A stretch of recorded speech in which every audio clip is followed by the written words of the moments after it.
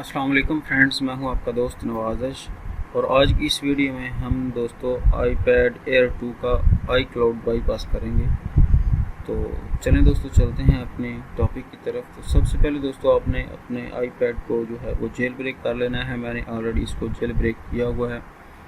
तो jail break करने का तरीका अगर आपको नहीं आता तो आपने दोस्तों मेरे चैनल के डिस्क्रिप्शन में जो है मैंने जेल ब्रेकिंग का लिंक दे दिया हुआ है। तो उधर से दोस्तों आपने देख कर जेल ब्रेक कर लेना है। जेल ब्रेक करने के बाद दोस्तों आपने क्या करना है कि ये देखें 3G टूल में मैं आपको दिखा देता हूँ कि iPad Air 2 ये देखें जेल ब्रेक है, ठीक है। तो अब हम इसका बाईपास करेंगे। तो बाईपास करने के लिए दोस्तों आपने क्या करना है कि IFRP टूल जो है वो डाउनलोड कर लेना है।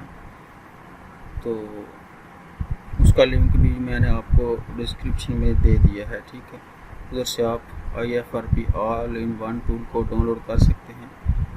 तो उसको डाउनलोड करने के बाद दोस्तों आपने क्या करना है कि उसको एक्सट्रैक्ट कर लेना है। एक्सट्रैक्ट करने के बाद आपने क्या करना है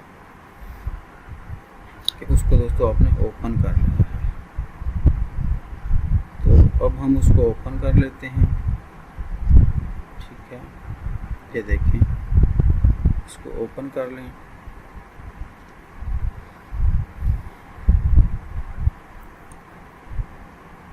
तो ये दोस्तों ओपन हो रहा है टूल।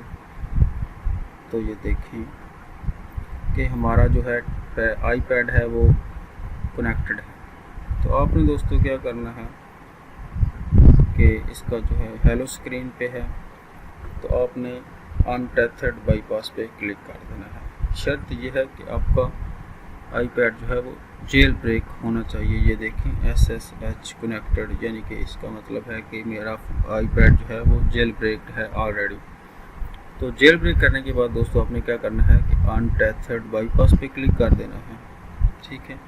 तो ये कुछ ही देर में इसका दोस्तों iCloud का जो है वो बाईपास कर देगा। तो थोड़ी देर वेट।